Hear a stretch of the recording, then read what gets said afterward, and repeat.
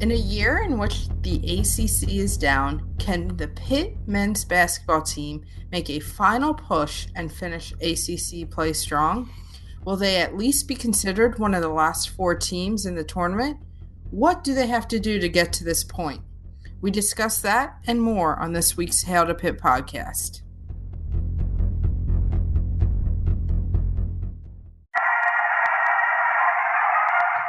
What was your message about finishing it in these final 30 minutes? Well, it happened in West Virginia where we knocked off number 2.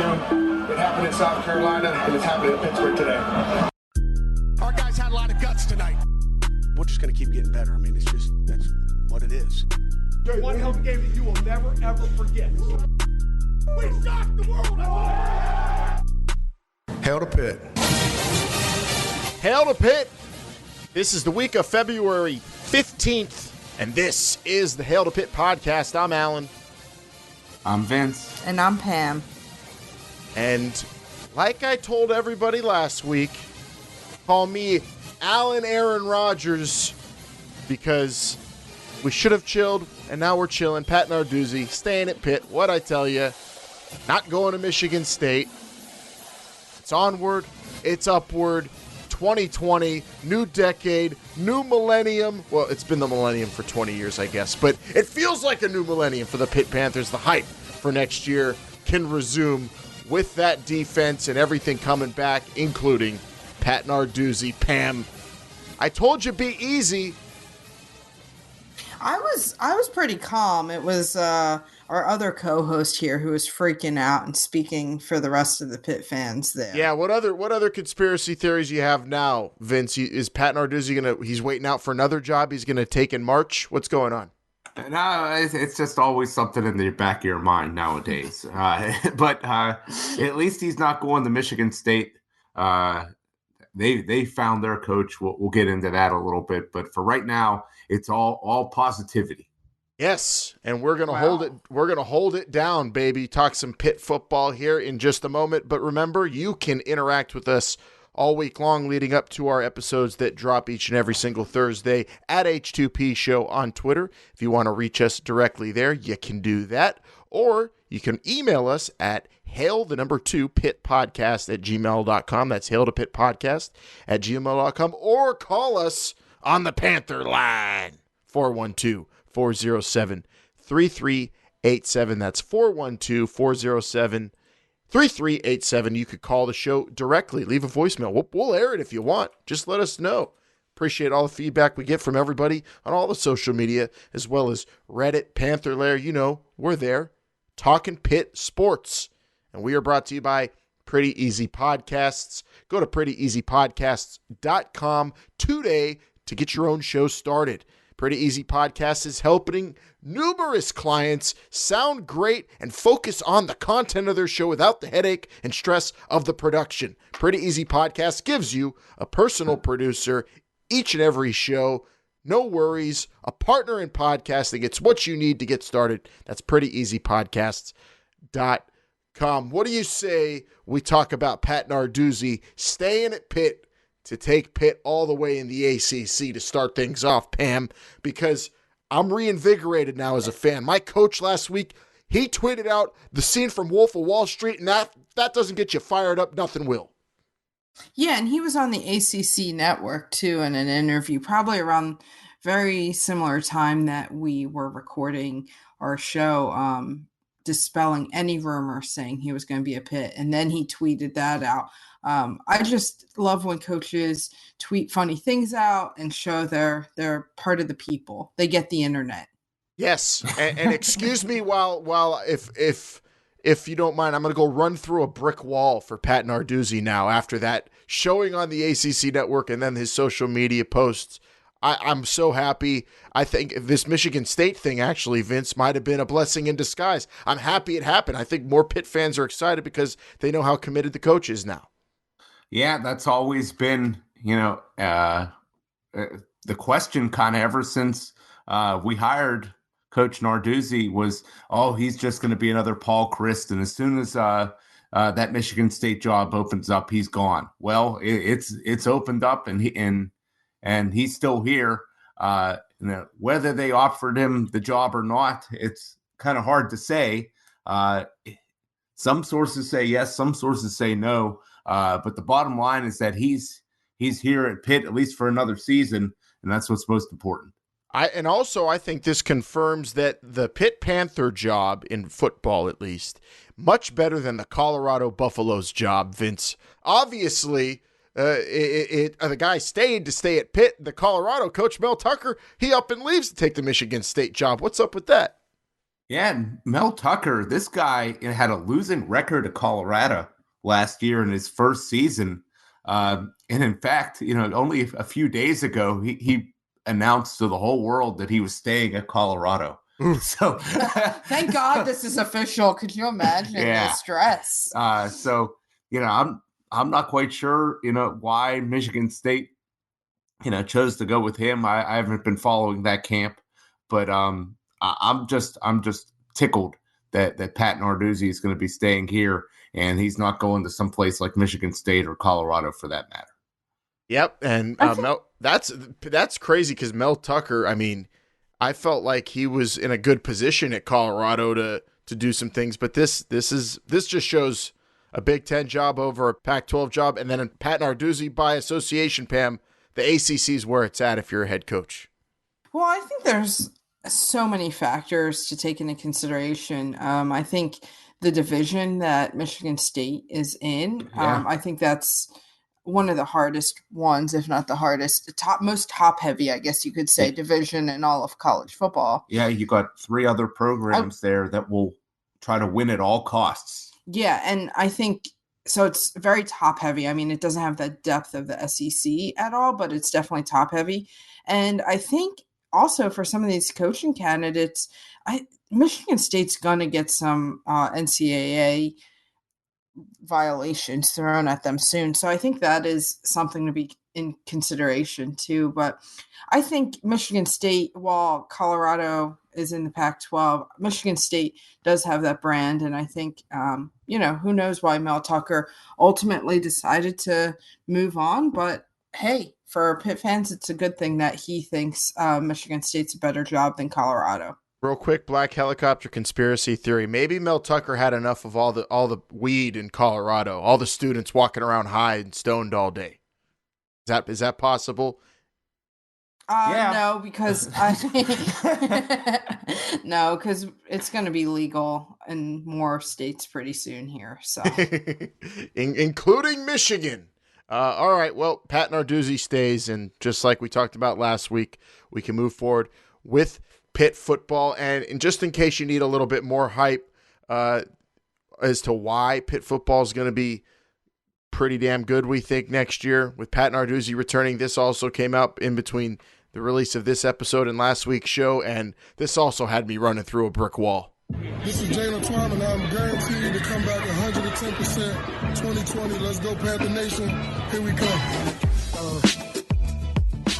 And after that announcement, Jalen Twyman set the stage. On December 30th, both Patrick Jones II and Paris Ford announced they're also extending their college careers. And when Damar Hamlin was granted a 5th year of eligibility, he also decided to return home, making a bold statement for the future of Pitt football. Oh, baby. Just keep that in your back pocket and just remember that throughout the rest of the winter into spring football, Pitt Panthers are coming for it in 2020. And I'm super excited. Oh, my goodness. And Pat Narduzzi gave us a scare, but a little jolt of energy there. And also we have some news on the transfer front too as well, Vince. Yeah, linebacker Kyle Nunn is going to be transferring out of Pitt. And this wasn't a guy that had a whole lot of playing time. He's a guy that coach had really praised for some of his work in practice, being an excellent coverage linebacker. But now, not that he was slated to start, but that only leaves Cam Bright, Chase Pine, and Phil Campbell as guys with that I would say a lot of experience. Those will most likely be our 3 starters next year. But other than that, there's not a whole lot of guys behind them. There's about 5 guys that we have: Brandon George, Wendell Davis, Leslie Smith, Albert Tucker and Savantia Dennis, not a ton of experience with those guys, and those are guys going to have to be relied on as the top reserves, Pam. Are you at all concerned about this linebacker depth? Because this past year, it seemed like it was the first time in a long time Pitt was able to go maybe 6 guys deep at linebacker and not really lose a whole lot. Now, looks, at least initially, we might be really relying on those top 3. Yeah, and going into last year, this was a position group that I had the most question marks about, but the graduate transfer Johnson played excellent all year, and really, I think losing him as well as just another depth guy, I think there are going to be a lot of question marks. But some of the linebacker group, we didn't talk about too much last year. I think that was a good thing. They didn't get too exposed. Yeah. And so I think it is something to watch, but at least the 3 starters have some, especially Cam Bright is really a good anchor to that defense. Yeah, I mean, I think Pitt's linebackers, are going to step up. I'm excited for the unknowns as well. And, I think with those defensive linemen in front of you, you're going to look good and you're going to have a lot of opportunities that maybe some other linebackers in the country aren't going to have in terms of room to move and make tackles. So the Pitt linebackers will be something we'll keep our eye on as they develop and the depth chart takes its form as spring is not too far away. Before you know it, we'll be talking about how these Panthers look. But we also need to send out a congratulations, it looks like here, Pam. Yeah, we have a commitment for the class of 2042. Friend of the pod, Pat Bostic and his wife welcomed another boy to their family, Reese Anthony Bostic. Nice. And we got a future Pitt Panther quarterback there.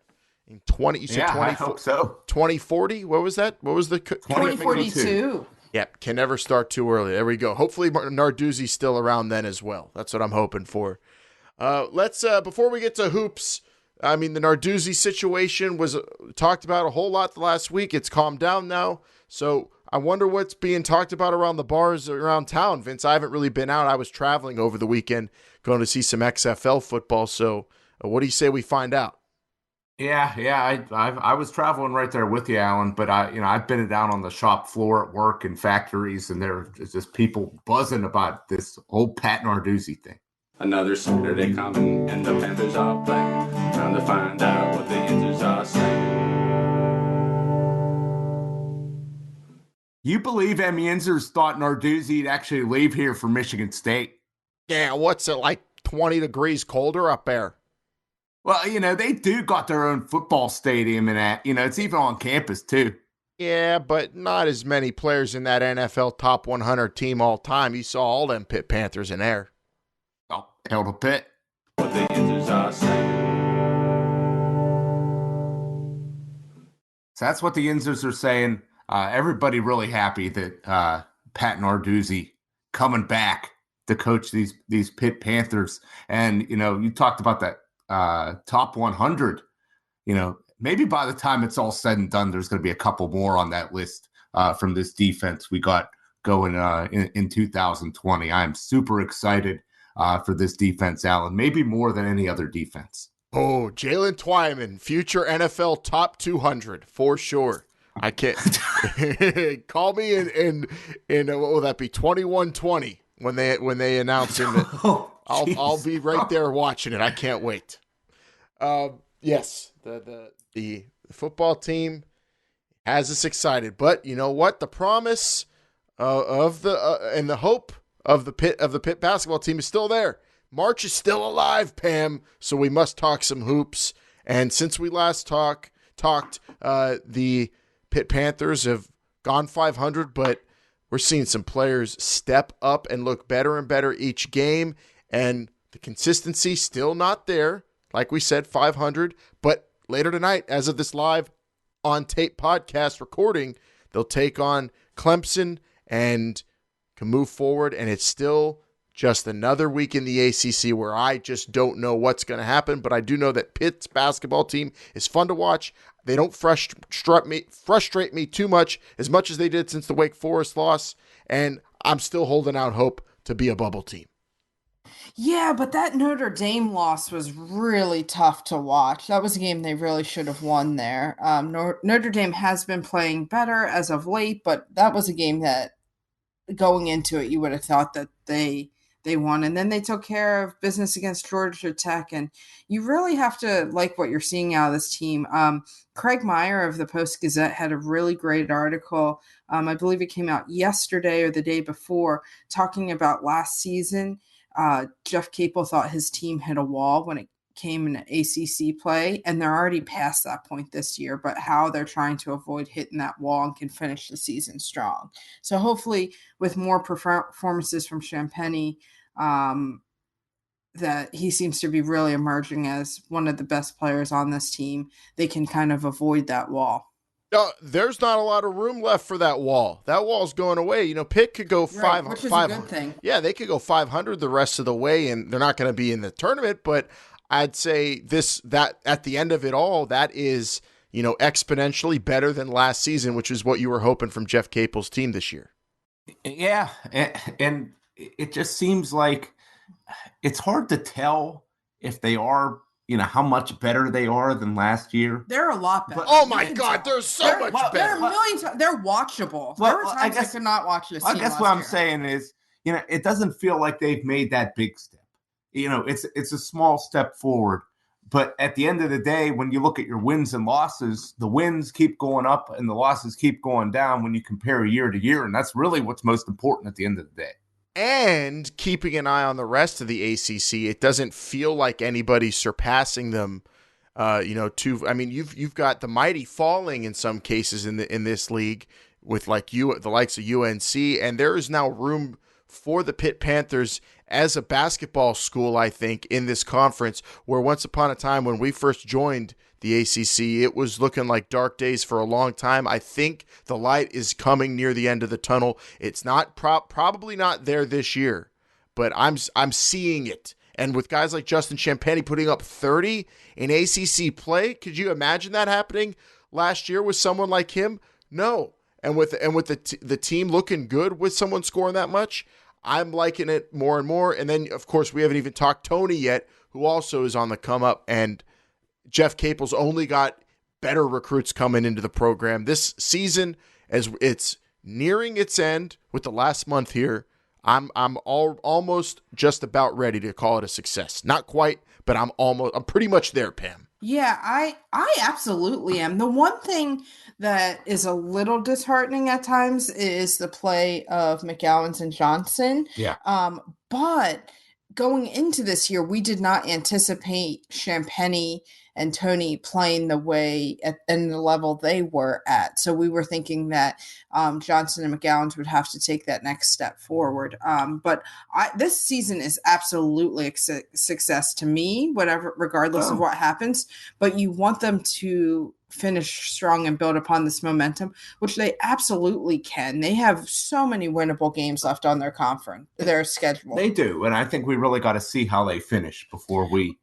And if they make a run in the ACC tournament, not even like a deep run, just win a few games. I think we got to see that because, yes, you know, Champagny has been a great surprise. Tony has taken a step forward from last year. But then at the same time, McGowens and Johnson, yes, they've played great at times this year, but they haven't really shown any consistency. They haven't taken that step forward to be very consistent.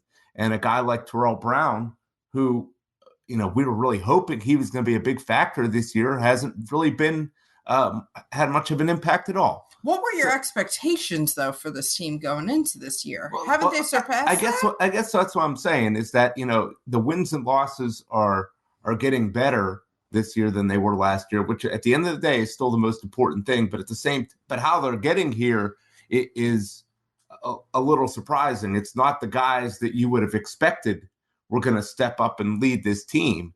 And I'm not sure what that says for their player development and the coaching for those players. But you had other guys who were off the radar almost stepping up and playing well. So that's what I don't, that's why I can't figure out. But McGowens and Johnson have played well in spurts this year. In spurts, but, you know, they've also contributed to some of these losses too. There's no doubt about that. Yeah, if Pitt ends up 500 in the ACC at the end of the year, I quite frankly would be shocked. And they are right there. That is very possible. Yeah.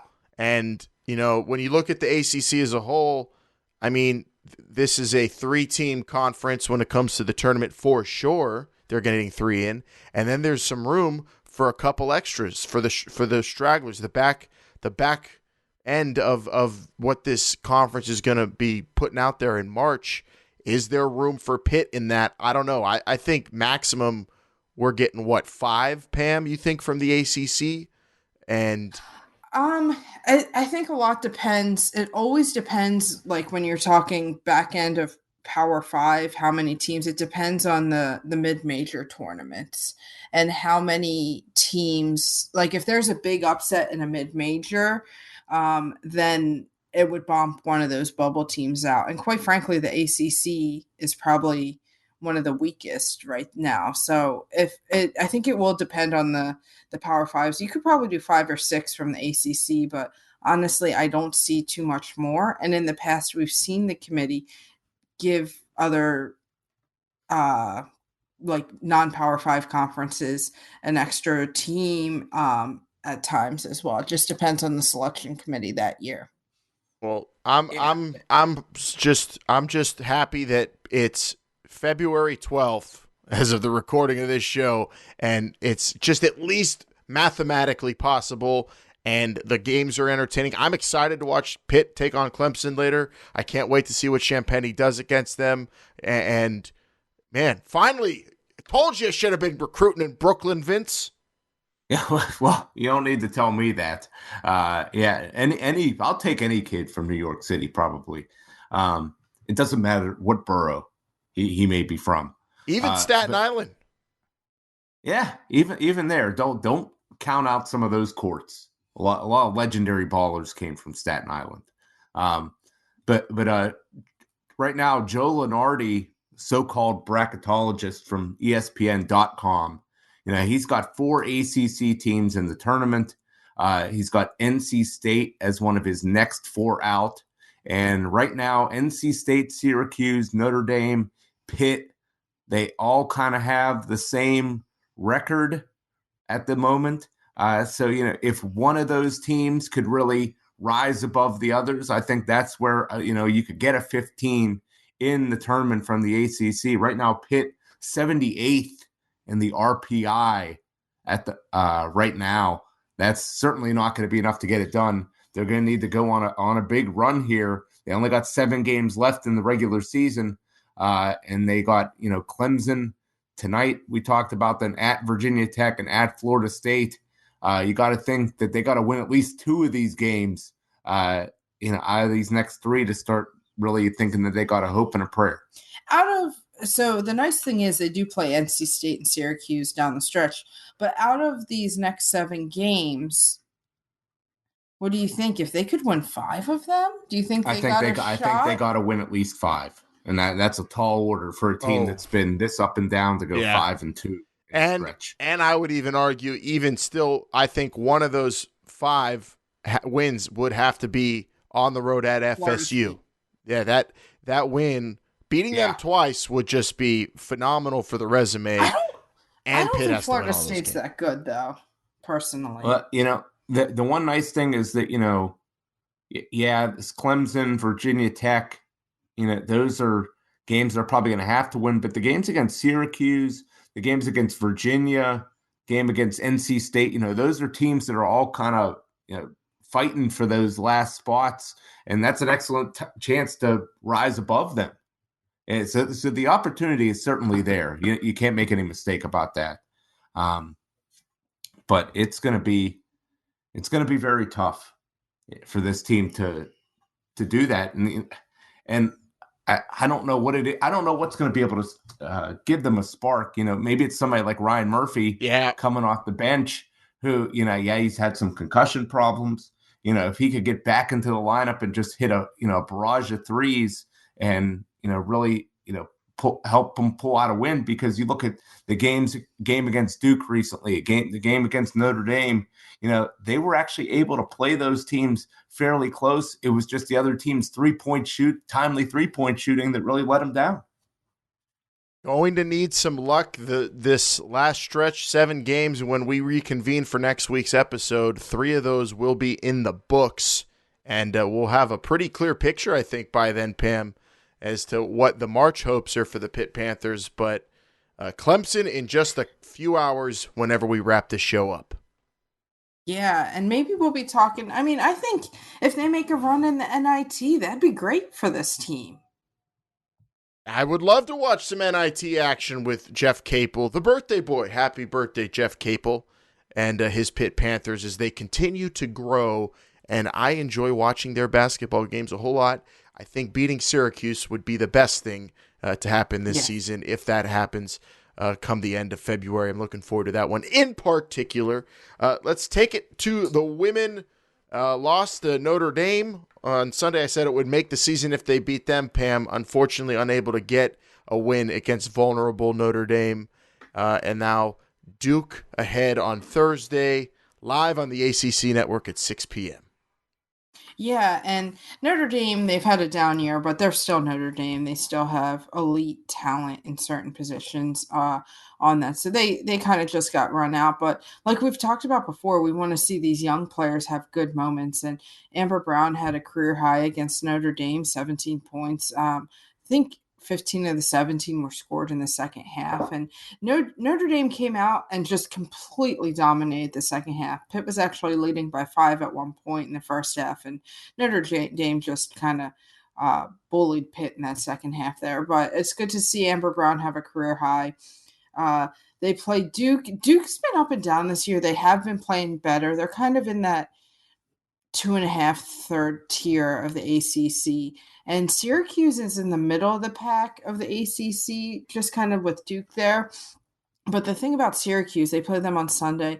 Historically, Syracuse has shot a lot of three-pointers, but they just pulled off one of the biggest upsets this season in women's basketball. They pulled off a huge upset against Louisville, almost assuring Louisville will no longer be able to get a 1 seed in the NCAA tournament, which is big in the women's basketball landscape.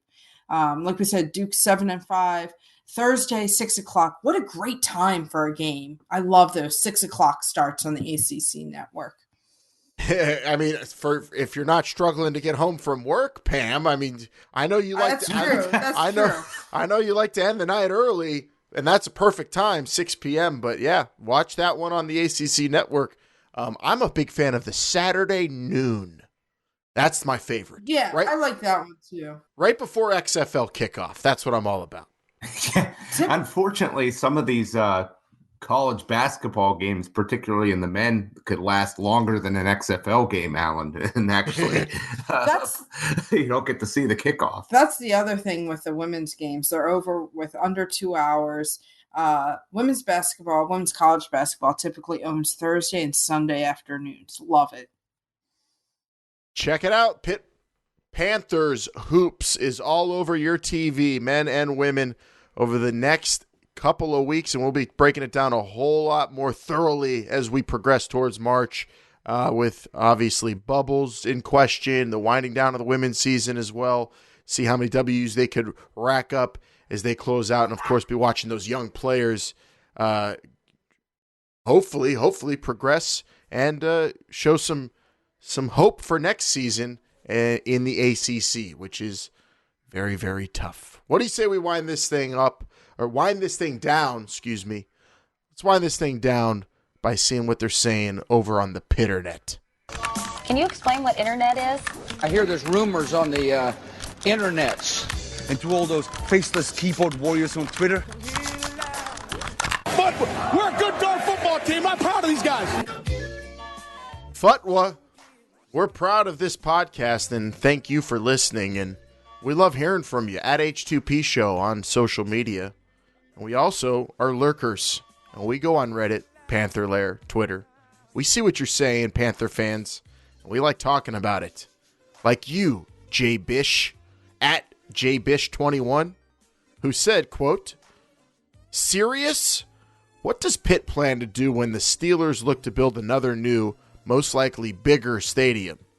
Heinz Field is a generic dump compared to most of the NFL stadiums and will be replaced within the next decade. at Pitt Athletics should be looking into a stadium plan. Now, which wrong thing in that whole rant there, Pam, do you want to pick apart first? Because that all sounded like a crazy person talking. I don't think Heinz Field is a dump. I don't think it's generic. It's state of the art. It's got character. What's this person talking about?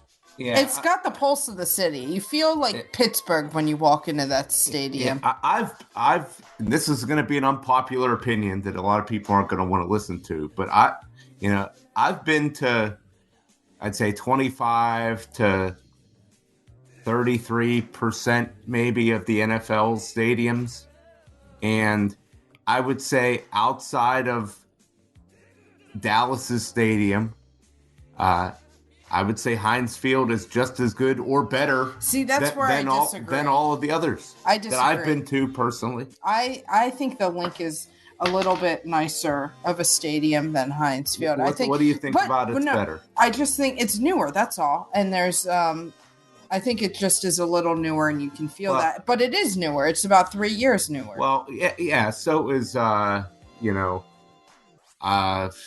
know. Levi Stadium. Well, no, I was going to say, so is, Splash Mountain. I don't know, but hey, but Space Mountain is the oldest ride, but it's also got the longest line too. Well, but it is Heinz Field is a lot better than Buffalo. Oh, we love Buffalo, but that stadium is rough. Yeah, and then as far as the talking about what sparks is this just the random if you don't have anything to talk about, people just talk about a football stadium on campus? No, it's the billboard that sparked all the talk again. There's a billboard in Oakland, and there's some GeoCities like website that's like newpittstadium.com and trying to make this push. But let's be honest, they just announced a $250 million renovation, and there was no talk of an on-campus stadium. It's not happening. And it shouldn't. Doesn't need to. Oh. Well, I'll agree with that. One thing I think there is something worth talking about is if the Steelers would decide to build another stadium. Three Rivers was only 30 years old whenever it was imploded, and I believe we just came up on the 20th anniversary of that. 19 or 20, yeah. Yeah, the 20th anniversary of the implosion. Now, I'd suppose it is possible that, Heinz Field only being 20 years old, that maybe in another 10 to 20 years that the Steelers could decide to build a new stadium. And they could build it out in the suburbs somewhere and build a huge stadium that's a big dome in an effort to get the Super Bowl. But, with all the real estate development that they did in that area, it seems a little foolish that, you finally build up this area and then you're just going to leave. They're not going anywhere. If anything, they're going to pour money into renovating Heinz Field at some point. And who knows, in the next 20 years, they might be building stadiums in the sky that float. You don't know. It's 2020. Anything what about can happen. Subterranean stadiums? That's something nobody's talking about. Yeah, but then you're going to have to worry about all the underground people and encroaching upon their kingdom, and I don't want to go into that. That's a whole other podcast that we might have to start someday. The coming underground kingdom war. But that's down the road. What if they do renovate the stadium and it takes them a whole year to do it? And, you can't play during the renovations. What would Pitt do? They're not going to make it like that. These renovations are done in such a timely manner. I also think there's a scenario, say in 10, 15 years, the Steelers do build a stadium elsewhere. Heinz Field is still Pitt's. What? Yeah, I guess Don't so. laugh. It's a fine stadium. It is a damn fine stadium that I very much enjoy going to, and it's easy to get to, accessible from anywhere in the city. You know what? If you're a student, you can hop on a bus for free. You don't even have to worry about calling an Uber or driving yourself. I think that's pretty easy. But yeah, that's just me. People like to talk on the internet, the Pitternet. We love reading it. Keep it coming at H2P Show. Anybody have anything left as we wind down? I'm ready for this Clemson game. Yeah, a joint stadium owned by Pitt and Kenny Chesney. How about that? Oh no! Wait till the Stones get finished with it. We might have to have another conversation. Hail to Pitt. Hail to Pitt. Thanks for listening, everybody. Remember, you can call us. We do have the voicemail open 24/7. Love hearing you. 412-407-3387. Call in, leave a message. We'll play it on the air, and we'll keep talking to you on social media at H2P Show. Subscribe, review on Apple Podcasts, and we'll see you next week talking more Pitt Panthers here on the Hail to Pitt podcast. Until then, Hail to Pitt, everybody.